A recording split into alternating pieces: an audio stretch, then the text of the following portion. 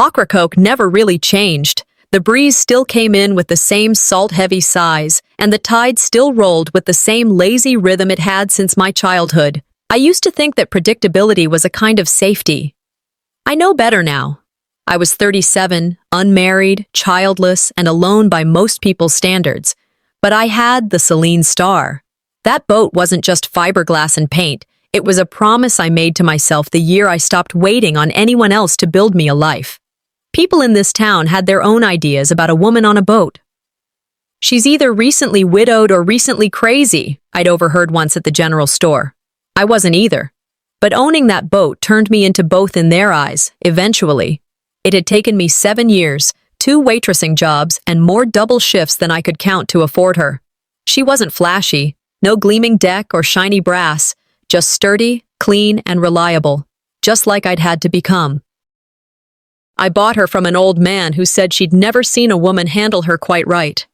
He changed his mind after I backed her out of the slip without a scrape. That day, the sun was out, the wind perfect, and the silence in my head was finally quiet in a good way. It was the first time I'd felt the hum of something I owned under my feet. When I got home, my father didn't congratulate me. He glanced over the registration papers and muttered, "You're not a man, Selene. Don't go acting like you are." That stayed with me longer than it should have.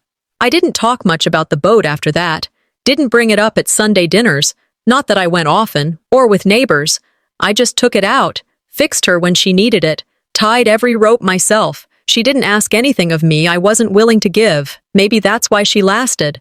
Last month, I got a call from my mother. Her voice was syrupy sweet, which I'd learned to translate as prepared ambush. She invited me for dinner. "Just us, nothing formal. You haven't been by in a while." I said yes. Stupid, I know. Dinner was meatloaf and awkward silence. Clementine, my older brother, sat across from me like a man on a mission. It wasn't until the plates were cleared that he started in. "So, about the boat." I didn't answer. He continued anyway. "We've been thinking," he said, glancing at our parents. "There's a good opportunity here. We could turn it into a family tour business. Island hopping, fishing charters, nothing big, just a joint venture." My fork scraped my plate. "A joint venture?" "Yeah, just between us. You've already done the legwork. We'd just add the branding, and you'd keep using it, of course, just under the family name." My mother chimed in, eyes too wide. "It's not like you're doing much with it, honey. This way, everyone wins." I swallowed the lump rising in my throat. "No." The room stilled. My father looked like he'd swallowed a lemon. "Excuse me?" I said, "No. It's mine. It's in my name. I paid for it." "You're breaking this family apart over a piece of metal," my mother said later, when she found me in the kitchen rinsing my plate. "You've always been so difficult." I wiped my hands on the towel slowly. "Because I won't hand over the one thing I've built by myself?" "You know that's not what I meant." "I don't think you know what you mean either." She sighed like she carried the weight of the world. "You were never like Clementine. He never questioned where he belonged." "No," I said quietly, "because you never let him feel unwanted." On the drive home, I thought about that night when I was 9 and begged to go out with Clementine and Dad on their fishing trip. They told me to stay home, said I'd get seasick, that the boat was a boy thing. I sat on the porch with my plastic rod and watched the driveway stay empty until dark. At the dock the next morning, Joe, the harbor master, leaned on the railing. "So, Selene," he said, "your brother's tour's booking up fast?" I blinked. "Tours?" He pulled out his phone and showed me a Facebook ad. There was the Seline Star, clear as day, floating proud under the text. "Short Island Adventures, Captain Clementine." My brother's name. I couldn't breathe. "I never agreed to that." Joe raised his brows. "Oh, didn't know. Figured you were in on it." I wasn't. But apparently, everyone else thought I was. That night, I sat on my porch and stared at the boat slip, lit by a dim street lamp. The boat wasn't in the water. It was still being stored for seasonal maintenance. But I saw it in my mind. Strangers stepping on her deck, my name erased from her sides, my story rewritten without me. I pulled out the registration papers again. My name, Celine Tenton, typed cleanly across the top. I ran my fingers over it, memorizing each letter. I wasn't going to let them take this. They called. I didn't answer. Instead, I started collecting. Screenshots of the ads, comments under the posts, texts from mom hinting I was being selfish. I wrote it all down. Silence ain't weakness, girl. It's the sound before a storm. My grandfather used to say that. I believed him now. A week later, I went to check on the Seline Star. It was a chilly morning, just after sunrise. I parked and walked toward the dry dock, then froze. Clementine and Dad were there. They had the storage door open and were loading boxes of equipment into the cabin. Coolers, branded signage, fishing poles, all without a word to me. I stood behind the corner of the tool shed, watching. No one looked in my direction. No one checked if I was nearby. To them, I wasn't. The boat bobbed slightly as Clementine stepped on board like he owned her. He laughed at something Dad said. The sound scraped across my nerves. I didn't step forward. I didn't shout. I stood still, heart thudding, and whispered to no one. So this is how it starts. The sun hadn't climbed far when I walked down to the dock the next morning, coffee in hand, and a wrench sticking out of my back pocket. Maintenance on the Seline Star gave me clarity. I liked tightening bolts, checking cables, running my hands along her hull like I was whispering, "Still mine." Joe, the old-timer who ran the bait shop near the marina, stood a few feet from my boat, nodding like he had something clever stuck behind his teeth. "Heard your brother's tours are selling out," he said, not even looking up from the rope he was coiling. My steps paused. "Clementine's what?" "His boat tours," he chuckled. "Saw it all over Facebook last night. Got that fancy page up. What did he call it? Short Island Adventures?" I set my coffee on the railing. "Joe, are you telling me Clementine is offering paid tours using my boat?" Joe blinked, then reached into his jacket for his phone. "Well, shoot, I just assumed y'all were doing it together." He tapped and turned the screen toward me. There it was, my boat, my lines, my colors, my name scraped off in a digital blur and replaced with some cheesy script logo. "Captain Clementine," it read, beneath a bright filtered photo of him, arms folded like he'd birthed the whole thing himself. It wasn't just one picture. There were 7, 8, even one of me, cropped at the neck, showing the boat's interior. The wicker cooler I'd hand-wrapped, the cushions I'd sewn last fall, they were all there. My jaw clenched. "Thanks, Joe. Appreciate it." He nodded, oblivious, and I walked away fast. Back home, I sat at the kitchen table, hands trembling but eyes sharp. I pulled up the Facebook page, Short Island Adventures. There were dozens of comments already, locals excited for his new venture. This town's needed a family-run island tour for years. Can't wait to ride Celine's old boat. Clementine bringing something fresh to the harbor? I couldn't breathe right. These people thought he'd built it, thought I'd just handed it over like a good little sister. He'd been in my house once to help fix my computer. That was the same week he offered to back up my files. I remember now how long he took, how he smiled too wide when I thanked him. I stared at the screen, the tightness in my chest pressing deeper. It was never his to advertise, I whispered. I paced the kitchen for a long time, trying to shake the feeling crawling under my skin. Was this always the plan? Make me feel selfish, unreasonable? So when he took the boat, no one would question it. I grabbed the boat title from my drawer, my name, still printed in black and white, and the legal proof they hadn't yet touched. I took pictures of it, saved copies to my email, and then started screenshotting every single post, comment, tag, and ad. I wasn't just angry anymore. I was collecting receipts. I backed it all up on a flash drive and 2 separate cloud accounts. Evelyn's voice echoed in my head. Paper trail, always. Emotion gets sympathy. Evidence gets results. That night, as I was scrolling through yet another ad with my boat plastered all over it, a text alert popped up. It was from my mother. Only it wasn't meant for me. She'd accidentally added me to a group chat. The name of the chat? Keeping the boat in the family. My thumb hovered over the screen, breath held.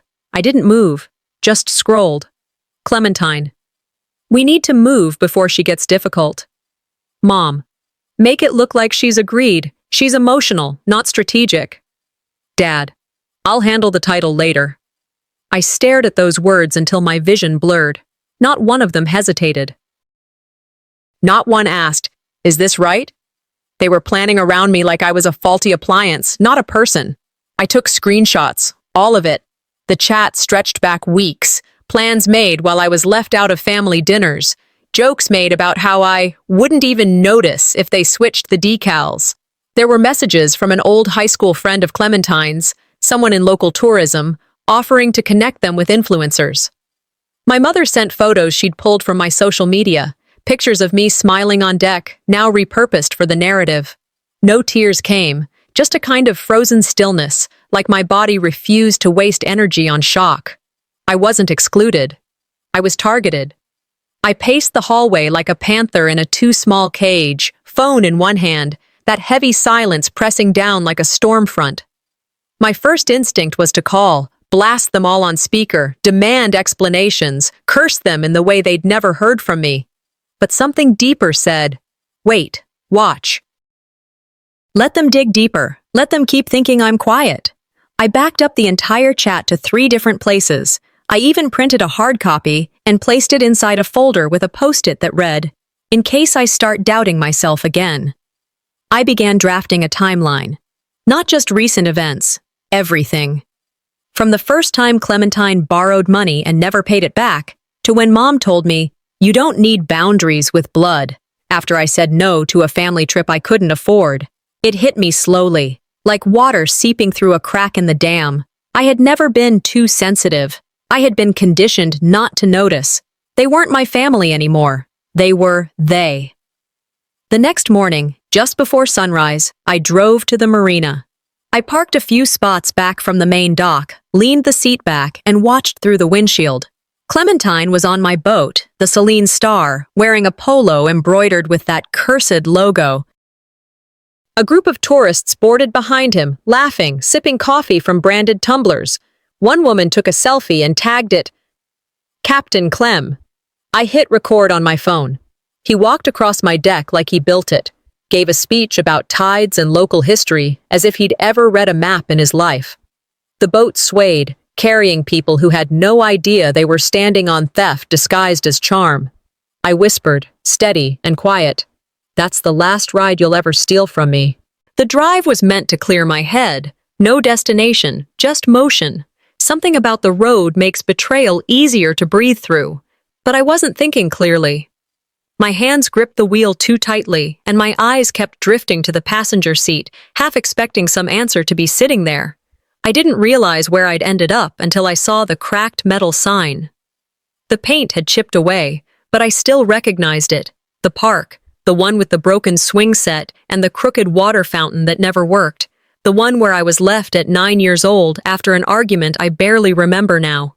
I parked, stepped out, and just stood there. I hadn't been back since. The grass was overgrown, one of the benches had a plank missing, and the old blue slide, still rusted around the edges, leaned a little more to the left than I remembered. I walked slowly, like my legs weren't fully convinced I wanted to do this. Back then, I'd called it punishment. Mom and I had argued. I'd said something smart, apparently, and she told me to wait while she cooled off. She drove off. No time, no explanation. 4 hours, no cell phone, no money, just the slow realization that she wasn't coming back right away, that maybe she wouldn't come back at all. That was the day I learned people didn't always yell when they wanted to hurt you. Sometimes they just left you where they thought you belonged. Now, staring at the empty bench, I felt that same stillness settle into my chest. I sat, closed my eyes, let the memory run its course. They've always known how to make absence feel like a lesson. The more I thought about it, the clearer the pattern became. I wasn't being paranoid. I was remembering. That group chat wasn't an accident. The ad with my boat wasn't a slip-up. None of this was sudden. It had been rehearsed. "When someone vanishes long enough," I whispered, "you stop expecting them to come back." I opened my phone and stared at the screenshots again. I read Clementine's words, my mother's responses, my father's silent agreement. I realized I'd been trained to believe silence meant safety, that if I didn't stir the pot, I'd stay in the room. But the truth was, I'd already been written out of the script. I'd just never read the pages. At home, I pulled out my storage box, the one with old documents, dusty receipts, and every contract I'd ever signed that held an ounce of meaning. I didn't know what I was looking for, only that I had to look. Halfway through the stack, I found a file from my grandfather's estate. I hadn't opened it in years. Inside was a copy of the land deed he'd left to be shared among both grandchildren. But something was off. One line, my name, had been scratched out in black pen. The remaining name, clean and untouched, was Clementine's. I stared at the ink. The handwriting, familiar, steady. It looked like Dad's. No official notarization. Just a copy. But enough to make my stomach twist. I held the paper like it might burn. It didn't feel like theft. It felt like a sentence. This wasn't a misunderstanding. It was an edit. I laid everything out on the floor. Labeled each document. Set up a timeline. Year the land was reassigned. Year Clementine borrowed that $5,000 I never saw again. When the Facebook ads began. When the group chat thread started.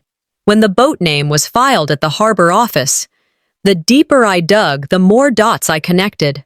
I saw the invisible hands pulling strings around me, writing a version of my life I hadn't agreed to star in. I scribbled a quote on the back of an envelope and taped it above my kitchen sink. No one can make you feel inferior without your consent. Eleanor Roosevelt. I read it twice, then added underneath, I revoke my consent. One night, years ago, there was a dinner. Clementine's birthday. I wasn't invited.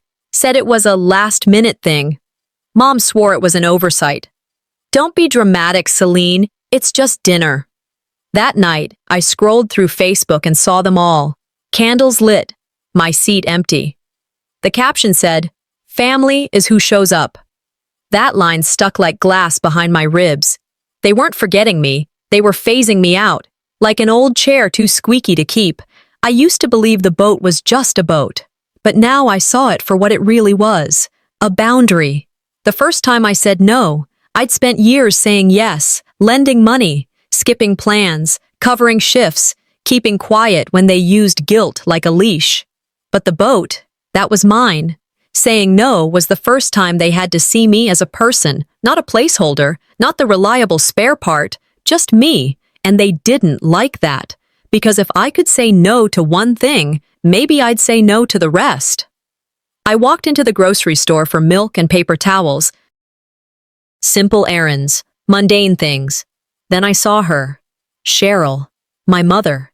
She was in the produce section, inspecting apples like the world hadn't shifted. Her smile came fast, too fast. Selene, sweetheart, we've all been so worried. I blinked. Worried? Since when? She ignored that. Why don't you come by for dinner this Sunday? Just the family. Let's talk this through like adults. I forced a smile. Sure, let's talk. She patted my arm and walked off, pulling her phone from her purse before she even turned the corner. Her thumbs moved fast. I didn't need to see the screen to know what she was doing. My pulse picked up, not from panic, from confirmation. They were setting something up. Again. I called my mother first. Straight to voicemail. Then Clementine. Same thing. I didn't try again. I left the messages clearly, calmly. Hi, Mom. I saw the new ad. I saw the updated schedule. I saw the lies. I paused, took a breath. I'm giving you a chance to stop before this becomes something you can't undo. Take the boat down. Remove the listings. Don't push this any further. Click. Then Clementine. You've got 24 hours to pull back. That's not a threat. It's a line in the sand. I stared at my phone for a while. No buzzing. No notifications. No apologies. In my gut, I knew they wouldn't call back. They'd always been better at pretending they hadn't heard than admitting they were wrong. Maya Angelou's voice popped into my head. When someone shows you who they are, believe them the first time. I'd had 37 years of introductions. I opened the kitchen drawer and pulled out a folder labeled House Stuff. That's where I'd shoved the old receipts and notes no one ever looks at, until they have to. There it was. The envelope with the name Clementine scribbled on the back. I opened it and stared at the check carbon. 5 years ago, I'd written him a personal check for $3,000. Temporary, he'd said. His car had broken down, and I, like an idiot, had just canceled a weekend trip to Asheville to cover it. He never paid me back. I'd asked once, about a month after, and he laughed. "Come on, Selene. You know I'll get you back when I can. That's what family's for, right?" Mom had said the same thing when I brought it up at dinner later. "Honey, it's not about the money. It's about love. He needed help. You were in a position to give it." And I'd swallowed it, like I always did. Love to them meant convenience. Every time I gave, it was praised. Every time I hesitated, I was called cold. Now that I was saying no loudly, they were treating it like an act of violence. I stood by the sink and stared out the window. The marina glimmered faintly in the distance.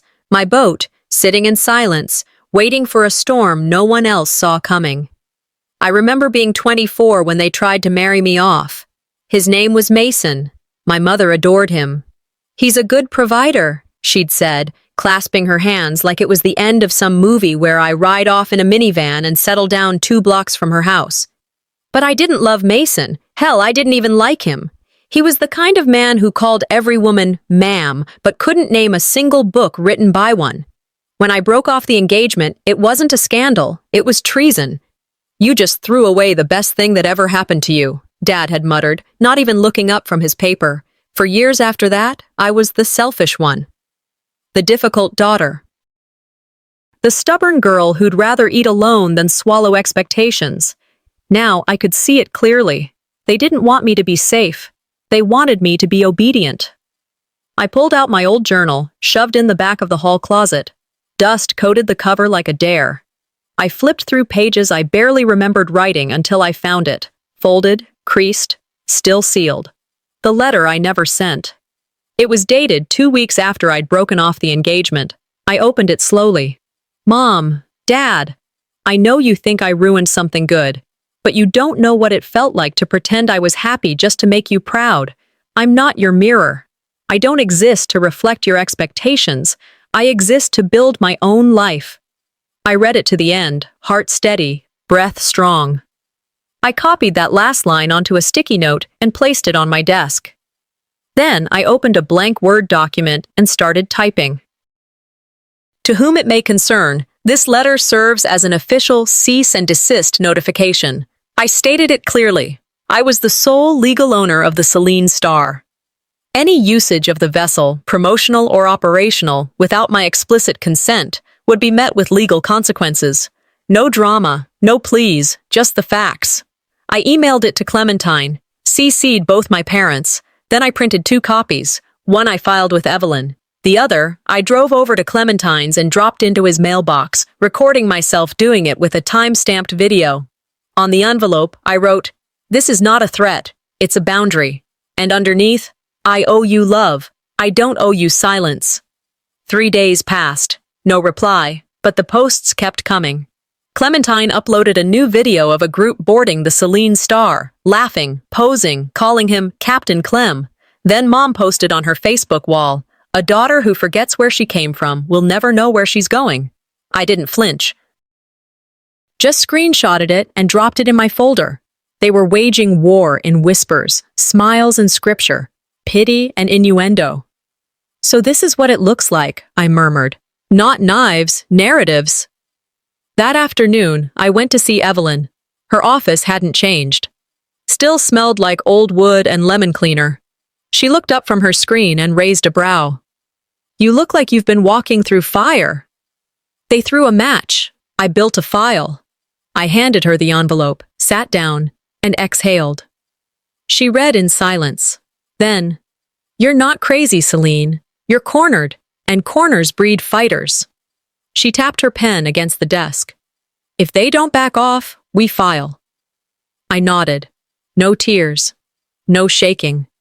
"Let them laugh," I said. "Let them think I'm being dramatic." I stood, smoothed my jacket. "Let them?" Cheryl called me on Thursday morning. Her voice was warm, careful, like she'd practiced it in front of a mirror. "Selene, honey, we were thinking of doing something nice this Saturday. Just us. A little outing on the boat, like old times." My hand tightened around the phone. "On my boat?" She laughed, too fast. Don't start. I just meant, we could all use a little air. Reset, you know? I didn't answer right away. Please come, she added. We'll bring sandwiches, no expectations, just some time together, like we used to. I said yes. Then called Evelyn. Record everything, she said. Charge your phone, pack backup, trust your gut. So I did. I packed quietly, deliberately. Portable charger, a copy of the boat's registration, a backup cell phone Evelyn had lent me months ago. I didn't know what was going to happen. I just knew something would. They've never been this nice, I told myself as I zipped up the bag, unless something's about to go wrong. That morning, I pulled into my parents' driveway a few minutes early.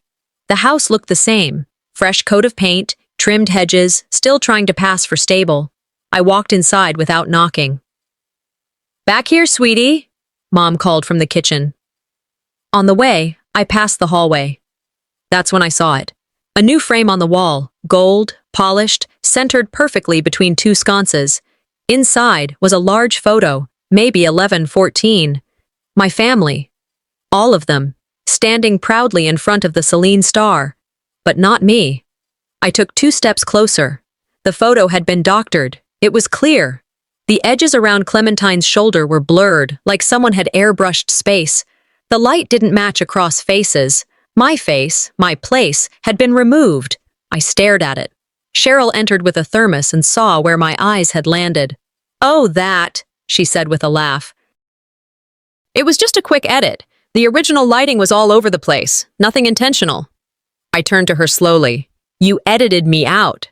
Sweetheart, don't make this into something. I was in that photo. She didn't answer. Just handed me the thermos. Lemon water? I didn't take it. I took a mental photograph instead, of the frame, the placement, the look on her face when she realized I'd noticed. We rode in silence to the marina. Dad drove. Clementine was already there, prepping the boat like he hadn't read the cease and desist I sent him 2 weeks ago. No one brought it up. Let's just enjoy today, Mom said as we boarded. No more tension, okay? Clementine was too cheerful, blasting classic rock from a Bluetooth speaker and handing out cans of soda like he was some kind of party host. Dad barely spoke. His eyes stayed mostly on the horizon. We pushed off and rode for about 30 minutes before docking at a small barrier island just offshore. Picnic time, Clementine announced. We unpacked, sandwiches, chips, a single thermos of tea, but no water bottles, no bug spray, no gear. No one else brought a phone. Where's the cooler? I asked. Clementine grinned. We won't be long, just some peace and quiet, like the good old days. My jaw tightened. What good days? Mom laughed. Too light. Don't ruin the mood. I walked the perimeter of the island, pretending to look at shells. I slid my phone out of my back pocket and texted Evelyn my coordinates. If I don't text again by sundown, call the sheriff. The air felt too still. Dad sat on a log, watching the waves like they were going to explain away everything.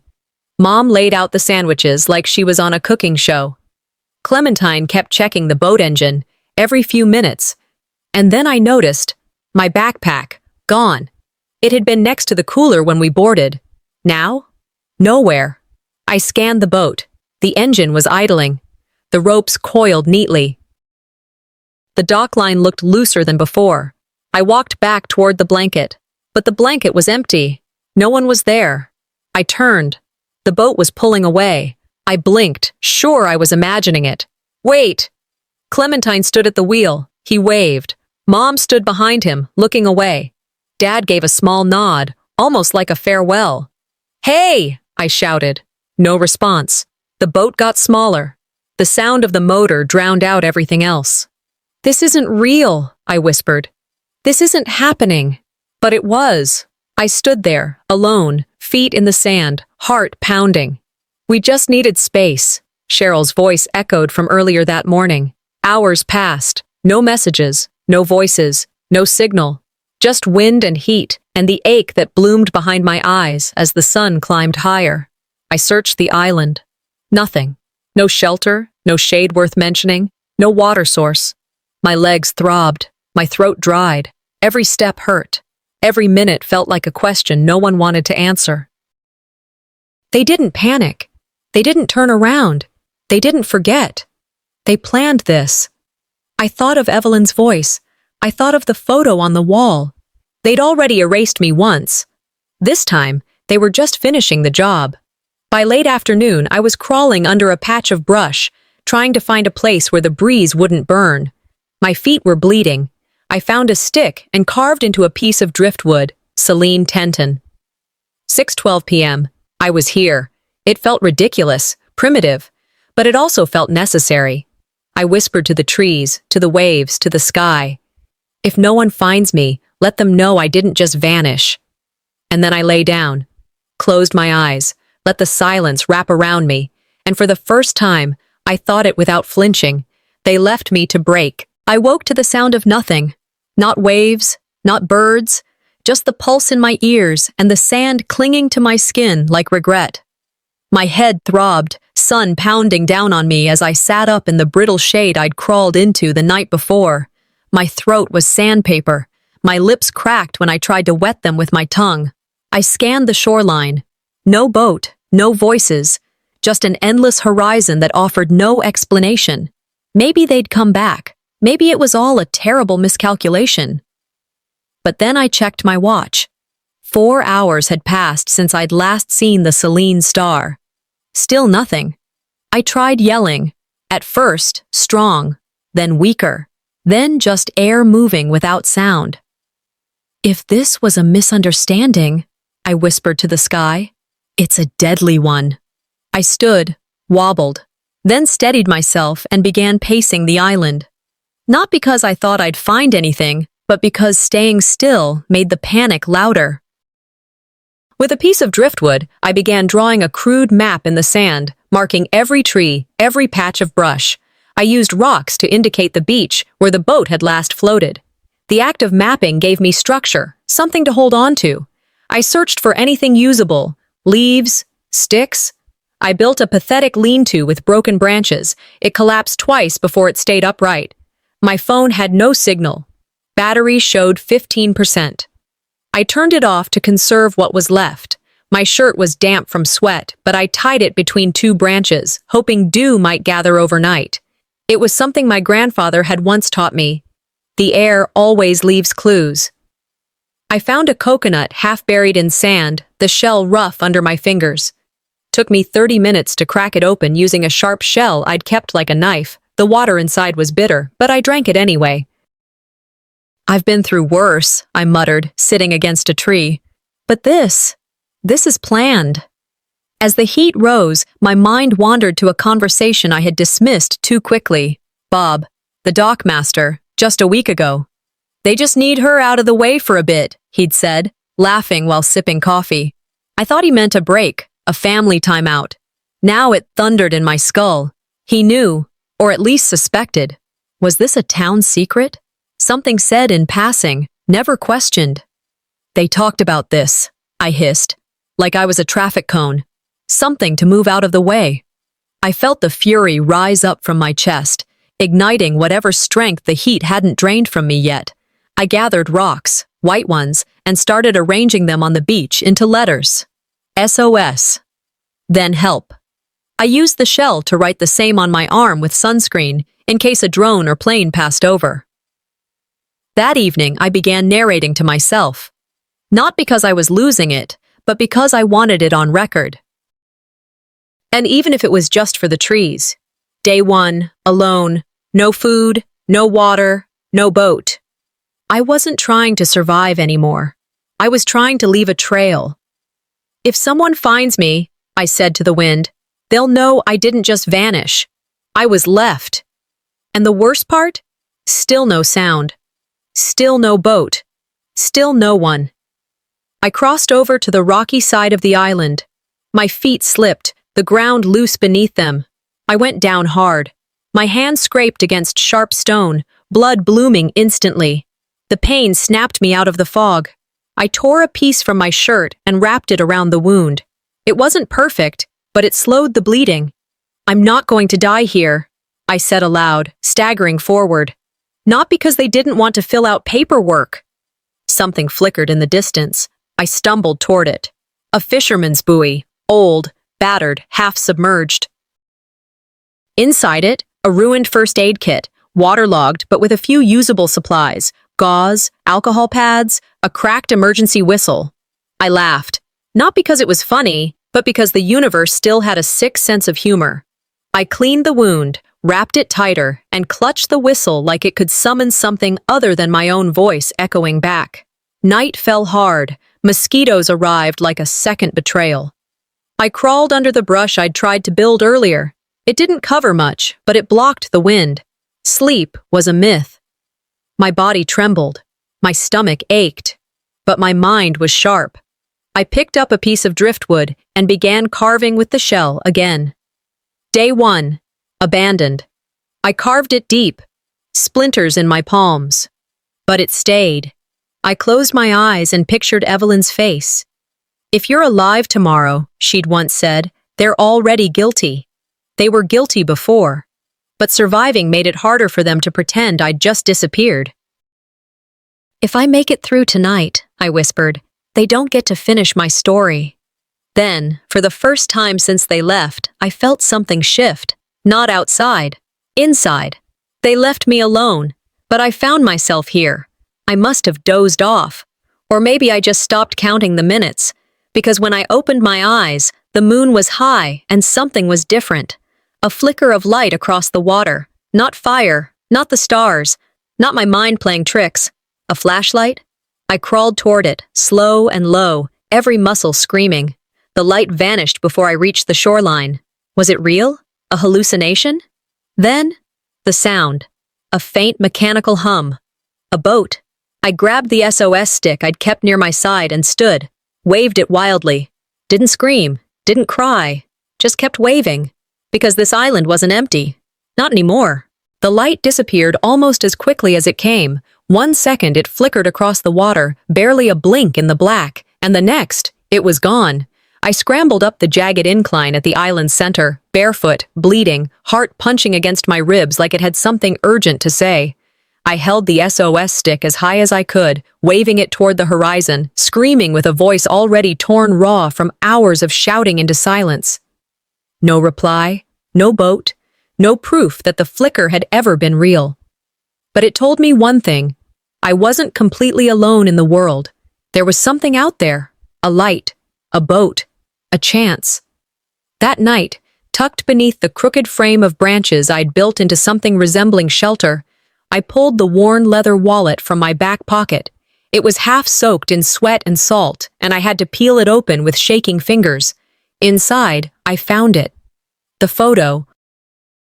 My grandfather, standing proud beside his boat, hand resting on the tiller, smile carved into his weathered face like it had never known doubt. I stared at it for a long time, lips pressed to the image. You taught me to steer, even through storms, I whispered. So I'm steering now.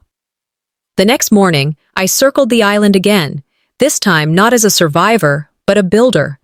I needed a vessel, anything to get me off this rock and back to a place where my name still meant something. That's when I saw it. Half buried in the brush near the far cove, tilted at a dangerous angle, sat the remains of a canoe. Storm-ravaged, one side splintered, the bow bent inward, but it floated. Or it could. I spent hours dragging it to shore, dragging my legs with it. Each footstep left a trail behind me, of blood, of mud, of refusal to quit. The sun didn't care. It pressed harder. My back screamed, but I kept going. Back at my shelter, I found 2 pieces of driftwood strong enough to act as braces. I used an old belt to tie them together. My shirt, ripped from the night before, became lining. I tied everything down, fastened it as tight as I could. Then, with a shell, I carved into the side of the hull. Last word. If no one's coming for me, I said out loud, then I'll come for myself. I waited until dawn. The tide would be with me. The wind, too, hopefully. Using limbs I'd shaved down into crude paddles, I launched the canoe from the shore with more pain than ceremony. The sea welcomed me with choppy currents and disinterest. The boat rocked violently. I paddled anyway, not for speed, for direction. Off in the distance, I could make out a tower light, a dot of man-made certainty in a world that had otherwise forgotten me. I aimed for it like it was air, and I'd been drowning. The sun rose behind me. I paddled toward the light. "You're being dramatic," Clementine's voice echoed in my skull. "Too emotional," Mom's voice added. "Unstable," Dad once said, too casually. The words rode the waves with me, hissing in my ear. Maybe I was dramatic. Maybe I was emotional. But dramatic people survived because they didn't pretend it didn't hurt. Emotional people built fires when others froze. "Let them laugh," I muttered, sweat dripping from my forehead. "Let them think I'm crazy." I kept paddling. Eventually, land crept closer. The water calmed as I approached the harbor mouth. I could see the outlines of boats, buildings, lights. I didn't head home. I went straight to Evelyn. Her office lights were still on, even though the sky had gone full dusk. I must have looked like hell. Salt-dried skin, blood-stained clothes, paddles dragging behind me like wings that had broken mid-flight. She opened the door, eyes wide. "Jesus, Selene, where the hell have you been?" I dropped the paddle.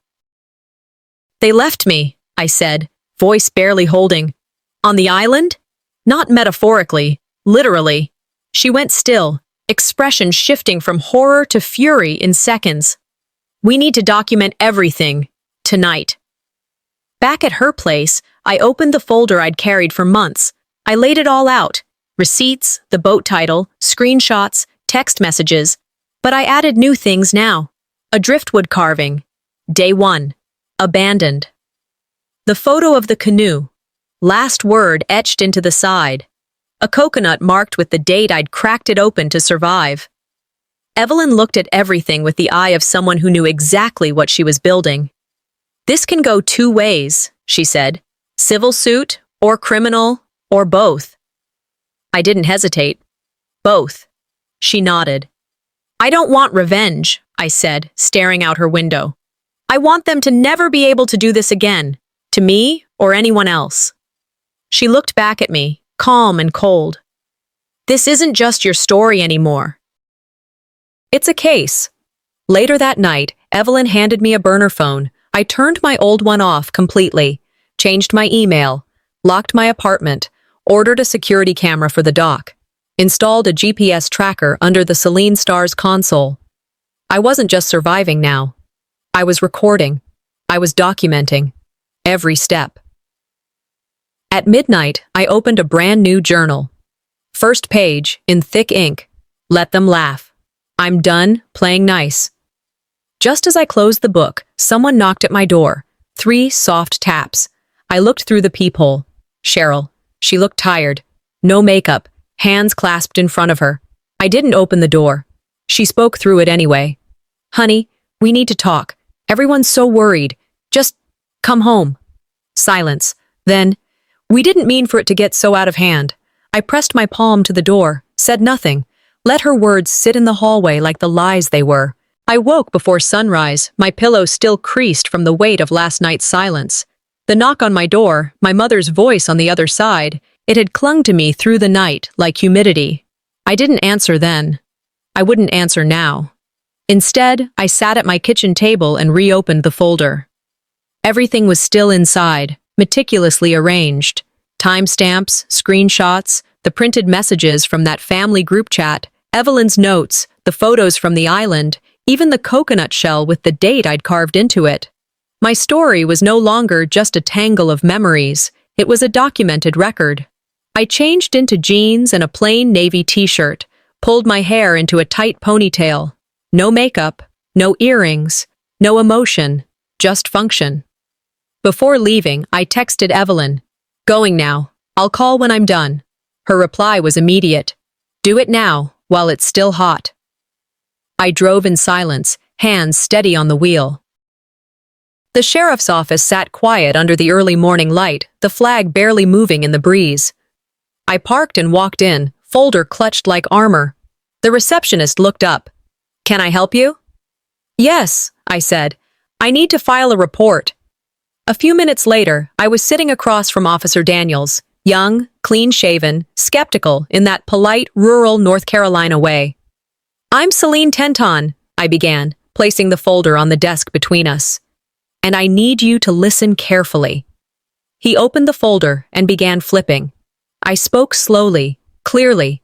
I told him everything: the picnic setup, the way they left, the hours on the island, the makeshift shelter, the hunger, the pain, the carvings in driftwood. I slid the photos across the desk, of my injuries, of the rock formation spelling SOS, of the wrecked canoe with last word etched into its side. Then the video I'd recorded when I paddled back. My voice barely above a whisper. "They left me." Daniels didn't speak for a while. He just kept turning pages. His jaw tightened when he read the group chat logs. "Ms. Tenton," he said finally, adjusting his glasses. "This isn't just betrayal. This could be felony endangerment, possibly premeditated." I nodded. "We'll need to escalate this," he added. "Would you be willing to speak to the judge?" I looked him in the eye. "I'm here, aren't I?" A few hours later, I sat before Judge Hastings, a man in his 60s with a courtroom voice that could break stained glass. He reviewed the documents in silence. My hands remained in my lap until I said the words aloud. "They left me because I said no." It came out quieter than I expected. But when I said it, I felt something shift in the room. The judge looked up. His expression didn't change, but something softened in his shoulders. He approved the motion for a temporary restraining order. "We'll notify them today," he said. I stepped outside into the sunlight. The wind hit my face, and for the first time in days, I didn't flinch. In my car, my burner phone buzzed. "Evelyn." "It's done," I told her. "Good," she replied. "Also, Selene, just so you know, the story's spreading. Local press, possibly regional." I didn't blink. Let them talk. I'm not hiding anymore. After we hung up, I sent a text to Peaches. "Selene, what happens when family becomes dangerous?" Her response came fast. "Peaches, it's time they see you." That afternoon, I drove to Clementine's house. Quiet neighborhood, perfect lawn. I didn't knock. Just walked up to the security camera and placed the envelope beneath it. Inside were printed copies of the folder. At the top, "For every lie you built, I've found proof." I turned and walked away without looking back. You don't need to yell to be loud. That evening, I got the message. An invitation, public, of course. A fundraiser dinner, hosted by my parents. Honoring Clementine for resilience in community development. I showed up in my captain's jacket. Camera in hand. They didn't expect me. The hall was full. Town officials, church ladies, local reporters. Clementine stood at the podium, rehearsed smile in place. "Family means sticking together through hardship," he said, "and I'm honored to—" I walked up the aisle. He faltered. I didn't speak, just walked to the stage, opened the folder, placed it in front of him. The room fell silent. I turned, faced the crowd, and said, "You never have to scream when the truth is heavier than the room." Then I walked out. That night, my phone buzzed. Unknown number. Text. "They're panicking. They didn't think you'd fight." I didn't respond. Another buzz. Text. "Thought you should know. More than one person knew what they were planning." A pause. Text. "Ask Michelle." I stared at the screen. Michelle. Of course. The text stared back at me. Ask Michelle. I sat in my car outside Evelyn's office, the glow of the screen casting a soft hue across my lap. I hadn't thought of Michelle Inman in years. She'd lived 3 houses down from us growing up.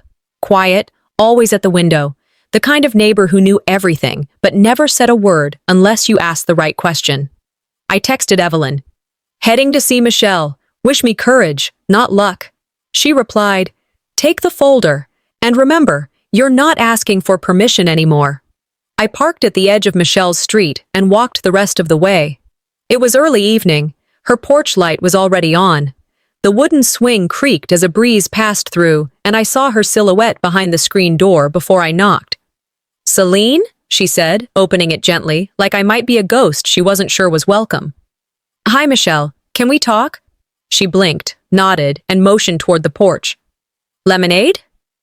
I sat. Sure. She returned with 2 glasses and sat across from me, her knees pulled in tight under her dress. I didn't waste time. Did you hear something before the island? Anything real? Michelle looked down at her hands. I did, but I didn't know how to bring it up without causing trouble. What was it? She hesitated, then said quietly, I overheard your mother talking with Clementine in their backyard. I was gardening. They didn't see me. My chest tightened. What did they say? She said you were acting out again and that maybe some distance would reset her. Clementine laughed. He said, we just need a quiet place to let her realize who's in charge.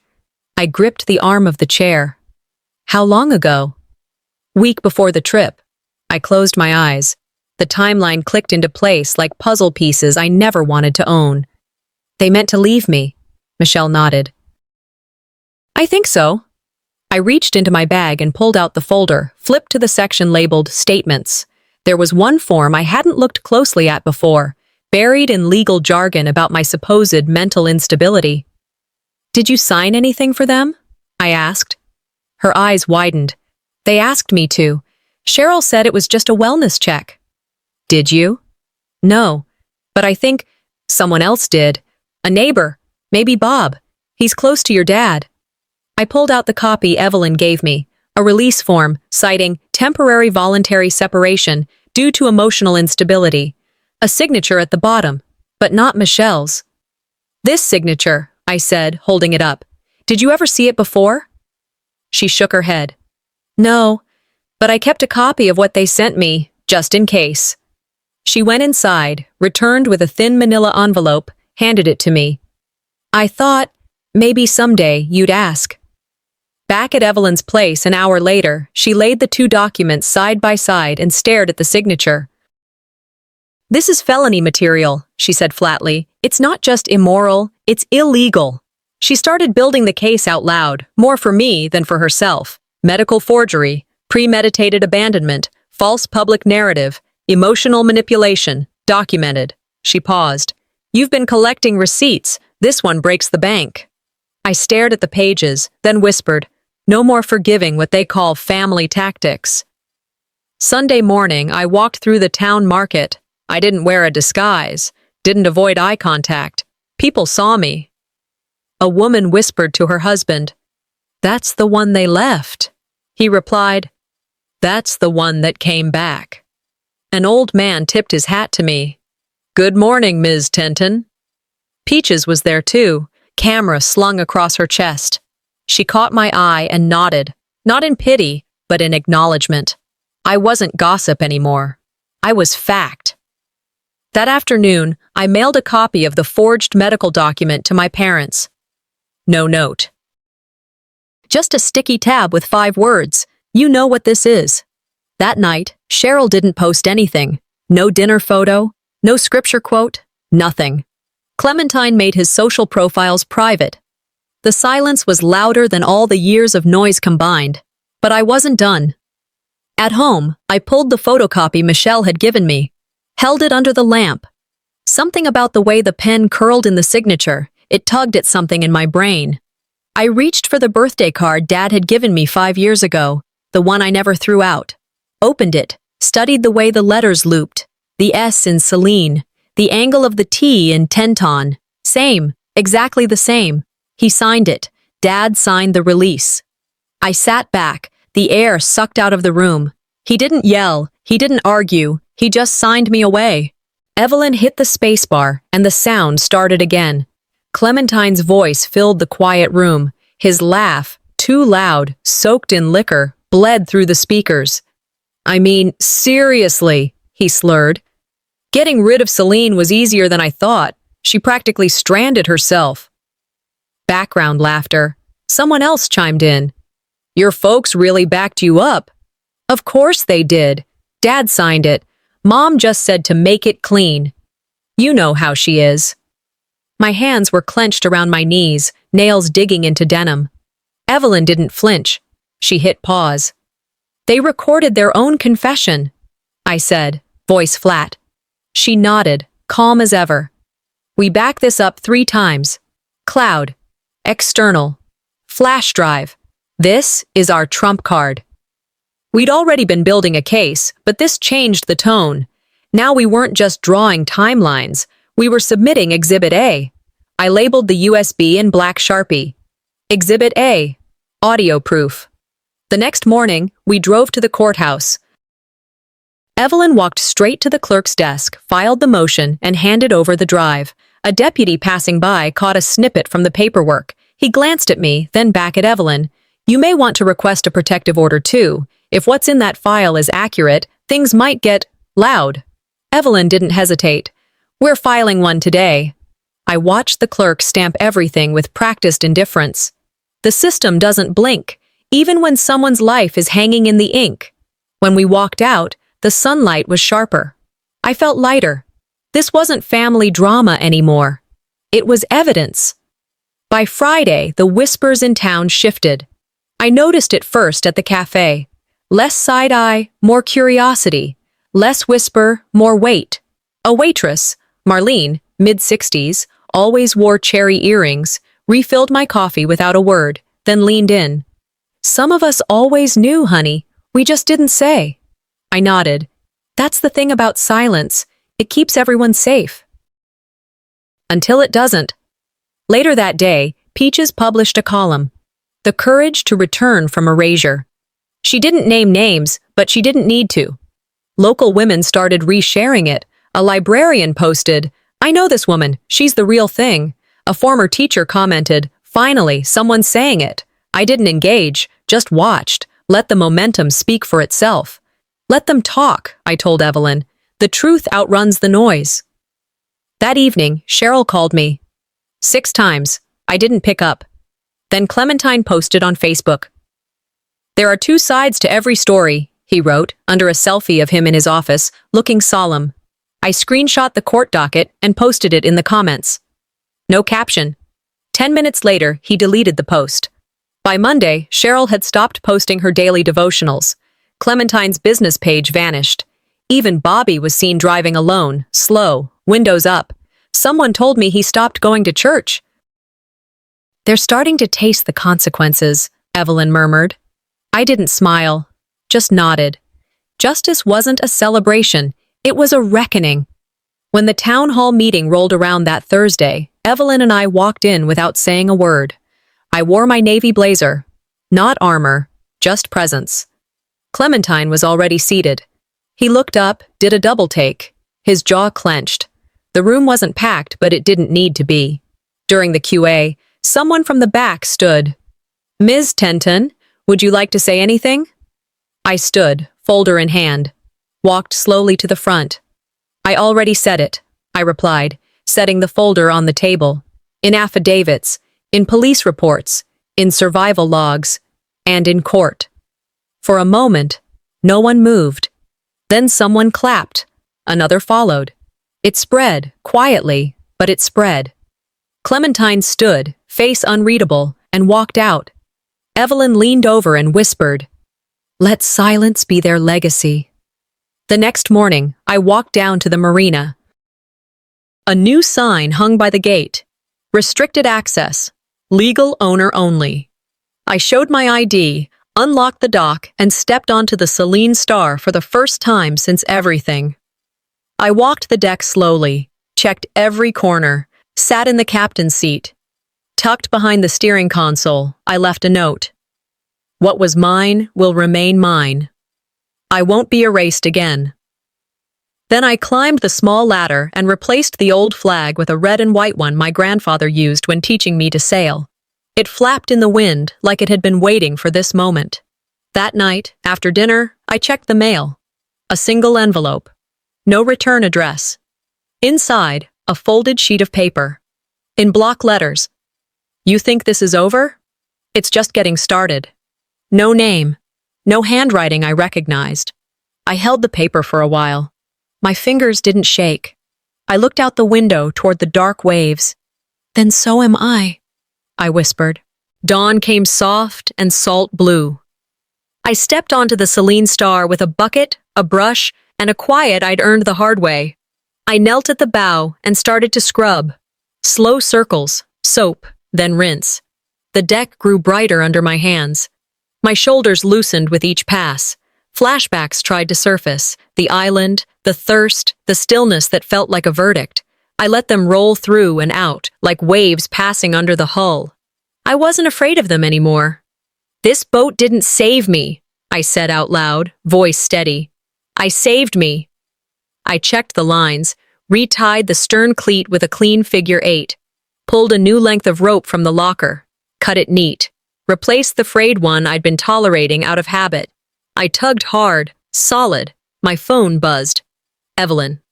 "Court calendars posted," she said. "Hearing dates set, faster than I expected." "Good," I said.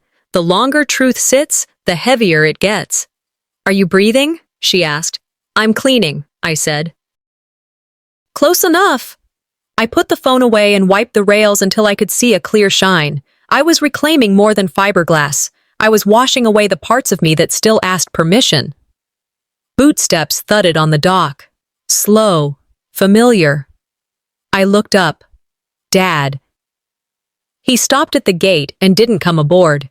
He took off his cap, turned it in his hands, then looked past me at the open water. "Morning," he said. "Morning?" He stared at the boat a long time. Not at me, at her. "I didn't know they'd go that far," he said finally. I set the brush in the bucket. "You didn't stop them either." He flinched. Just a little. I thought it would shake out. I thought that I'd give in. I kept my tone even. "You were counting on the old version of me." He exhaled, jaw working.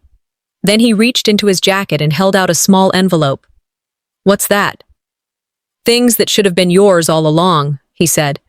"I'm not asking for anything." I didn't take it. Not yet.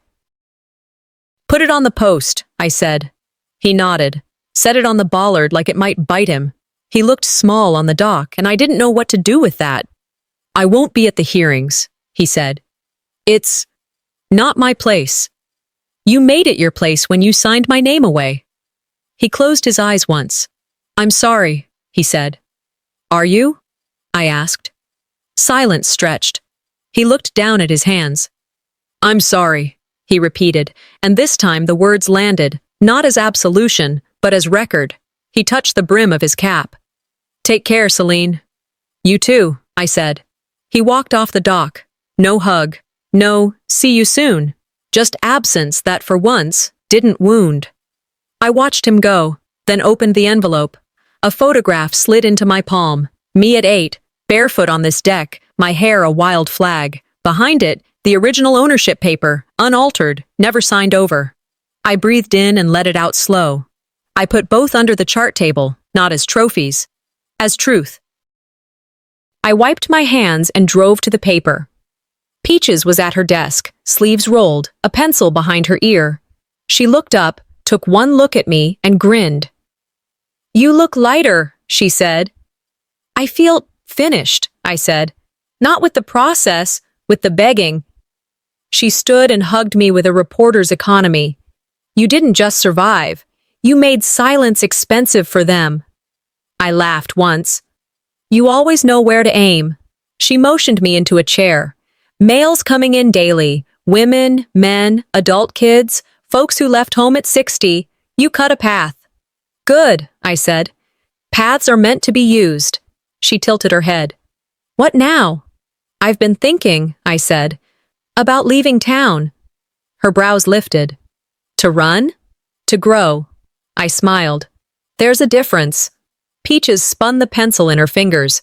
"Staying would be the easy thing now," she said. "People are on your side, but easy's never been your language." "I'll give you a forwarding address," I said. "You better," she said, and wrote postcard on a sticky note like it was a legal contract. Back in my car, my phone pinged. Group message from Cheryl. Cheryl. "We'd like to have one final dinner, for closure." I stared at the screen. Then another. "Clementine. Let's not drag this out anymore."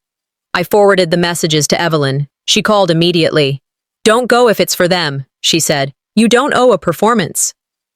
I might go, I said, but not for them. For you. For the chapter. To close it with a period, not a question mark. Evelyn sighed.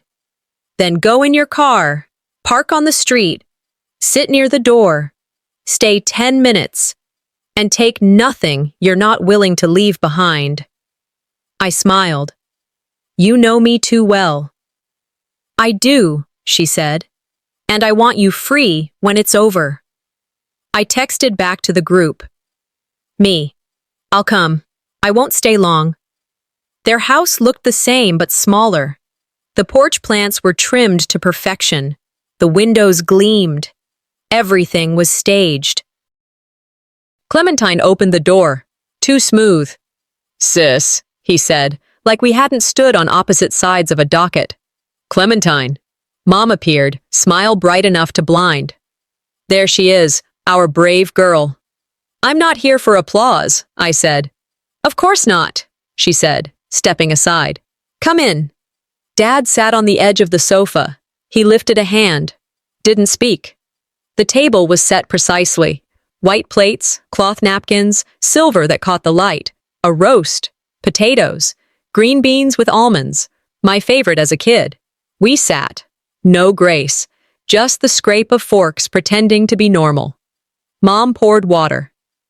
We thought it would help to remember the good. I took one bite, set the fork down. This isn't closure, I said. Mom's smile tightened. We're trying, Selene. This is rehearsal, I said, for the story you want to tell other people once I'm gone. Clementine leaned back, hands up. No one's acting. Then you'll appreciate the script, I said, and laid a copy of the court notice on the table. Dates, orders, stipulations, it's all in there. Mom's face fell. You brought paperwork to dinner? I brought boundaries, I said. On paper. Dad cleared his throat. We know what the court says. Good, I said. Then I don't have to. Silence held for a beat. Mom softened her voice. Can't we at least agree to— No, I said gently. We can't agree to pretend. Clementine rubbed his jaw. So that's it? That's it, I said. I'm not angry anymore. I'm just done.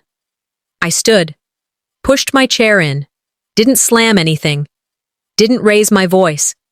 I walked to the door. Mom followed. Selene, please. I turned.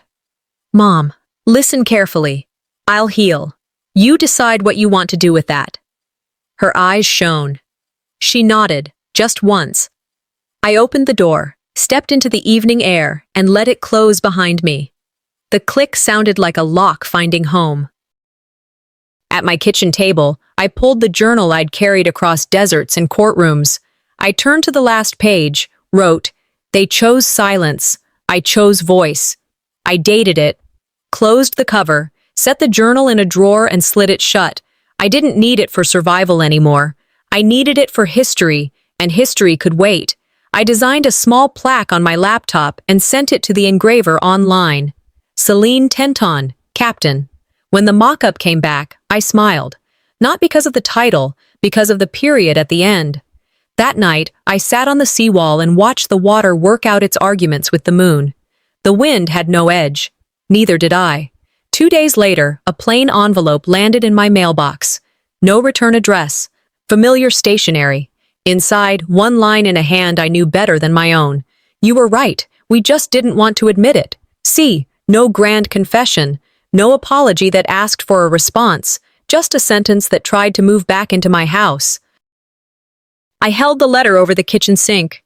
My lighter clicked. The flame licked the paper, curled it inward, turned it to lace and then to ash.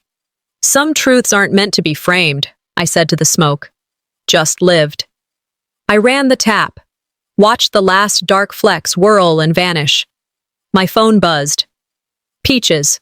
You good? I typed back, good enough to start again.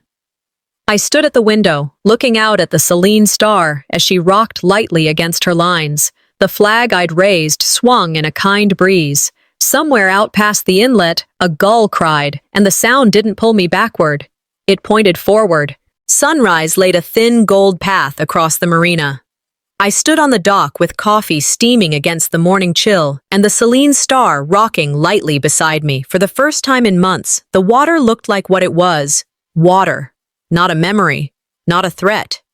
Evelyn arrived in flats and a windbreaker, hair pulled back, a folder tucked under her arm. She didn't waste words. She handed me the final stack of documents. "Read it," she said. I skimmed, then slowed. Clementine accepted the plea. "Community service, 180 hours, she said, and a public apology at the courthouse steps." I traced the line with my finger. "Cheryl, fines for falsifying records." Evelyn tapped the last page. "And Bobby's affidavit. Handwritten. He admits he signed behind your back." I exhaled. Justice isn't flashy. "No," she said. "It's official." We stood there, listening to the flag pop once in the breeze. "You okay?" she asked. "I'm anchored," I said. "Good.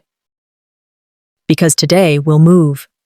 "It already did," I said, and folded the papers back into the folder. By lunch, I was in a small studio 3 blocks from the harbor. Peaches clipped a microphone to my collar and adjusted the light.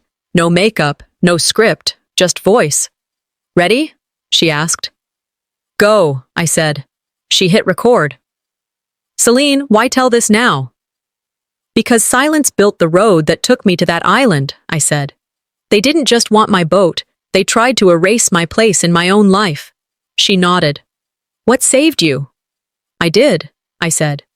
"And a few people who believed evidence beats performance." She smiled at that. "Anything you want to say to people listening?" "Yes," I said. "If you think you're overreacting, start documenting. If you think you're alone, tell one honest person. If your family calls that betrayal, ask why truth scares them." We cut. 15 minutes, no edits, no drama. Peaches uploaded the episode that afternoon. By dinner, my inbox filled. "A retired teacher. Your story helped me confront my son's control of my finances." "A father in Ohio. I believed my daughter when others didn't. Thank you for telling the rest of us how to be better." "A woman in her 70s. Your courage gave me permission to leave what was hurting me. I sat at my kitchen table and read until the lines blurred.